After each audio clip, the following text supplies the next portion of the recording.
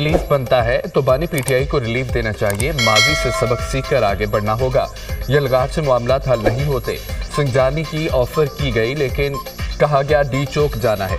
9 मई को red line cross की गई। 24 नवंबर को एक और 9 मई कर दिया गया। 8 फरवरी की बात करने वाले 2018 की बात क्यों नहीं करते? इस हकदार का सेनेट में इजहार ख्याल।